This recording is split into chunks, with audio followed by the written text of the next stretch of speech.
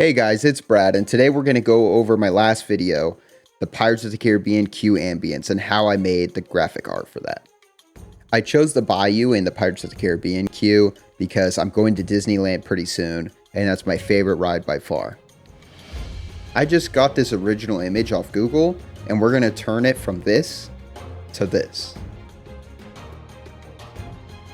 Okay, so our first step is we need to isolate the foliage in the foreground. So the way these pictures work is that there's different layers that you have to imagine. So we're going to trace out each layer and kind of trick your eyes into thinking it's 3D when it's clearly not 3D.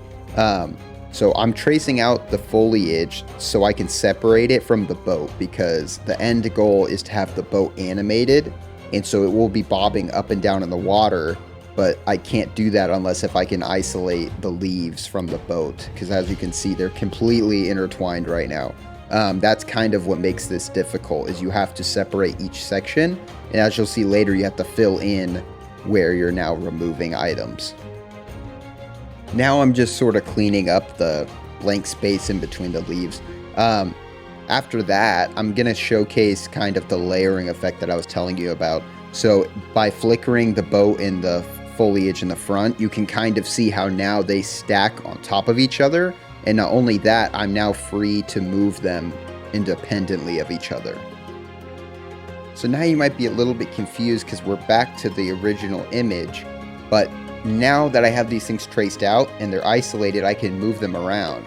But once you move them, you're going to reveal that void space behind whatever you're moving. So for example, a lot of this work that I'm about to do is replacing blank space that's left when I remove the boat.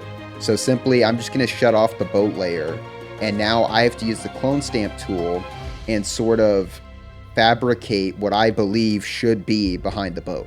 So I'm going to work a lot with these blues and the blacks, as you can see behind the boat, with the tree and the bushes and all of this sorts of stuff.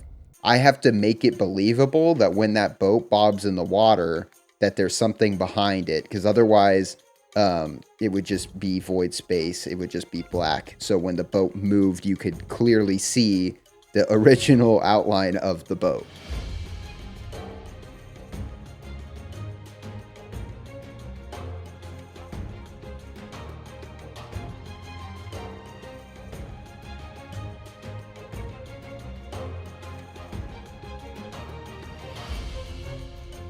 So in this part, I end up not sticking with it, but I do try to change the hues of the sky and the surrounding light, because I think it's a little strange that it starts off as this very vibrant blue and then kind of fades into a black.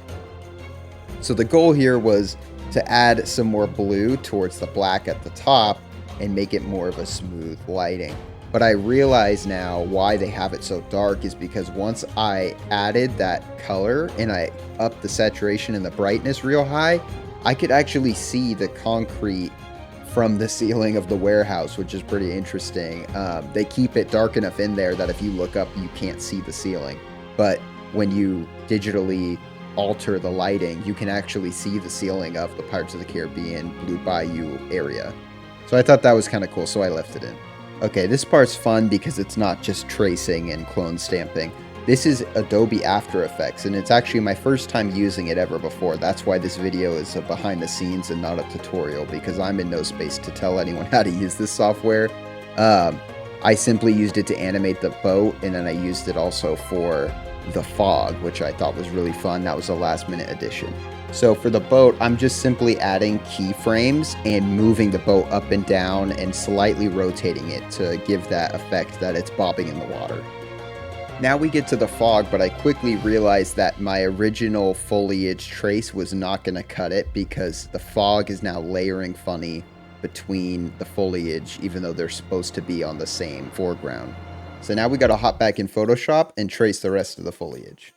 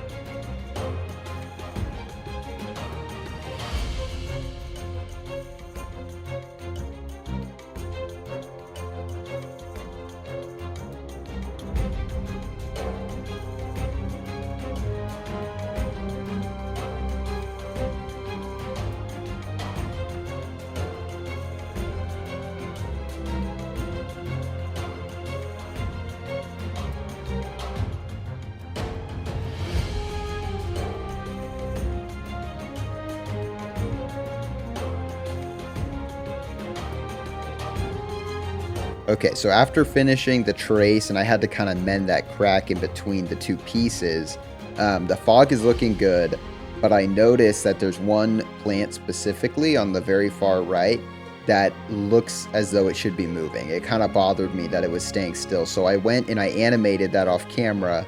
The reason being, I didn't really know what I was doing or how I planned to do it. I kind of just went at the problem and just figured it out as I went, but it was a long and lengthy process of me learning how to use the puppet tool and animating it that way. I think the end result looks good, but I didn't record it. Okay, so we just got to finish up a few little things here and there. I noticed this fishing net wasn't really up to par. Once I put everything together, we now have a finished product with an animated boat, animated plants, animated fog, and we now added these layers to a traditional 2D image to make it more 3D. So thank you for watching the video. I really appreciate it. Interact with it however you want and give me some ideas on what I can do next.